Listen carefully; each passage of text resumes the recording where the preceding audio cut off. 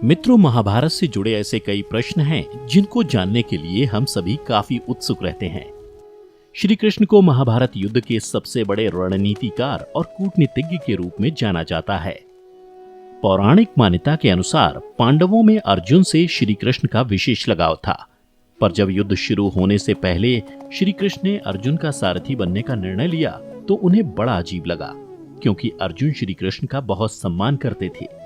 आखिर वो कौन सा कारण था कि स्वयं भगवान ही अर्जुन के सारथी बने? तो प्रारंभ करते हैं आज का ये बेहतरीन वीडियो।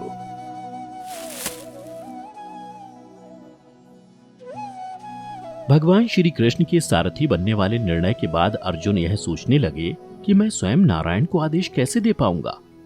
उन्होंने श्री कृष्ण से कहा कि हे प्रभु, हम पांचों भाइयों के लिए तो आपका आशीर्वचन ही पर्याप्त है, फिर आप मेरा सारथी क्यों बनना चाहते हैं? ये बात सुनकर श्री कृष्ण मंद मंद मुस्कुराते हुए बोले, हे पार्थ, सही समय आने पर तुम्हें इसका उत्तर खुद ही पता चल जाएगा। जब ये निश्चित हो गया कि अब महाभारत का युद्ध तो अवश्य होगा, तब कौरव और पांडव ताकतवर मित्रों और सगे संबंधियों को अपनी ओर लाने का प्रयास करने लगे। इसी क्रम में पांडवों की ओर से अर्जुन और कौरवों की तरफ से दुर्योधन श्री कृष्ण के पास पहुंचे। श्री कृष्ण ने दोनों से कहा कि आप दोनों ही मेरे सगे संबंधियों में आते हो, इसलिए मुझे दोनों का ख्याल रखना होगा और मैं आपको कुछ ना कुछ जरूर प्रदान करूंगा। उन्होंने कहा कि एक ओर मेरी पूरी नारायणी सेना होगी और दूसरी ओर मैं निहत्था अकेला। इसी दौरान उन्होंने एक बड़ी घोषणा करते हुए कहा कि मैं पूरे युद्ध में एक बार भी शस्त्र नहीं उठाऊंगा। इस बात को सुनकर अर्जुन ने श्री कृष्ण के पक्ष में रहने पर सहमति जताई, जबकि दुर्योधन ने नारायणी सेना को चुना और बहुत खुश था। उसको लगा कि जब श्री कृष्ण शस्त्र ही नहीं उठाएंगे तो वो पांडवों की मदद कैसे कर पाएंगे। और इस तरह दुर्योधन नारायणी सेना को लेकर वहां से चला गया और अर्जुन श्री कृष्ण के साथ हो गए।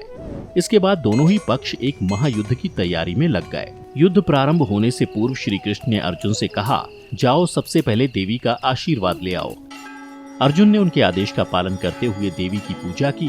फिर भगवान श्री कृष्ण ने हनुमान जी से आग्रह किया कि कृपया आप रथ के ध्वज में विराजमान हो जाइए।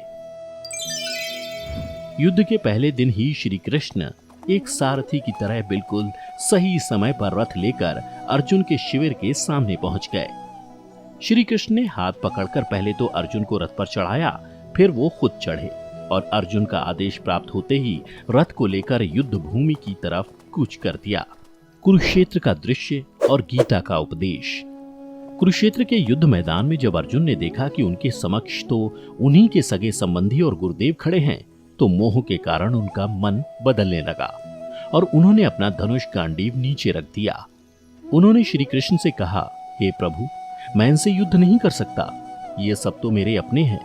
तब भगवान श्री कृष्ण ने अर्जुन को गीता का उपदेश दिया, इसी के साथ अपने विराट रूप का दर्शन भी करवाया। तब कहीं जाकर अर्जुन युद्ध के लिए तैयार हुए। इसके बाद दोनों ओर से शंखनाद हुआ और एक महासंग्राम प्रारंभ हुआ। युद्ध विराम घोषणा होते ही श्री कृष्ण अर्जुन को लेकर रथ हाँकते हुए शिविर की ओर वापस आ गए। पहले वह नीचे उतरे, उसके बाद अर्जुन को नीचे उतारा। इसी तरह प्रतिदिन सूर्योदय होते ही अर्जुन तैयार हो जाते थे और कृष्ण युद्ध की वेशभूषा में तैयार खड़े रहते थे और रथ युद्ध भूमि की ओर निकल पड़ता था। युद्ध का 11वां दिन। युद्ध के 11वें दिन धनुर्धारी अर्जुन का मुकाबला महाप्रतापी कर्ण से हुआ।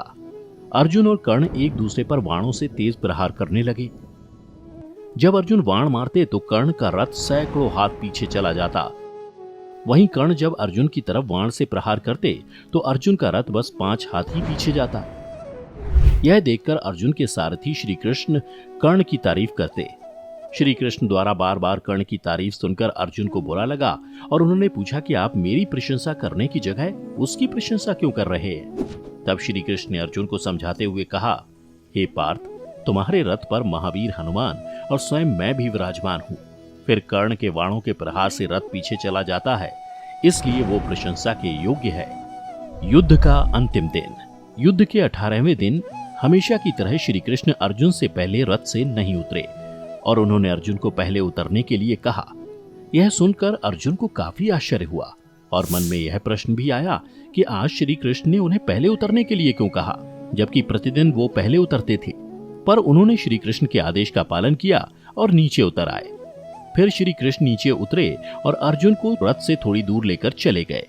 जैसे ही दोनों थोड़ा सा दूर गए तो रथ में भयानक आग लग गई और वो पूरी तरह से भस्म हो गया। यह देख अर्जुन चकित रह गए कि ये क्या हुआ। इतने बड़े महायुद्ध में बड़े बड़े महारथियों के वार झेलने वाला यह रथ पल भर में नष्ट कैसे हो गया। उन्होंने श्री कृष्ण से इसका कारण पूछा। श्री कृष्ण ने उत्तर देते हुए कहा कि यह रथ तो पहले काफी ही नष्ट हो चुका था और इस रथ की आयु भी तभी समाप्त हो गई थी जब पितामह भीष्म, द्रोणाचार्य और कर्ण जैसे महाबली योद्धाओं ने अपने बड़े बड़े अस्त्रों से इस पर प्रहार किया था। तब अर्जुन को ज्ञात हुआ कि आखिर स्वयं नारायण मेरे रथ के सारथी क्यों बने थे। तो उम्मीद करते हैं कि आपको हमारी आज की ये वीडियो पसंद आई होगी। अगर कुछ समझ आया हो तो नीचे कमेंट करके अवश्य बताएं और वीडियो को लाइक करें, शेयर करें और ऐसे ही आध्यात्मिक और धार्मिक जानकारी के लिए हमारे YouTube चैनल कृष्ण लीला को सब्सक्राइब करना ना भूलें। फेसबुक पर देखने वाले लाइक करें हमारा फेसबुक पेज। फिलहाल आज के लिए दें इजाजत। आपका बहुत बहुत शुक्रिया।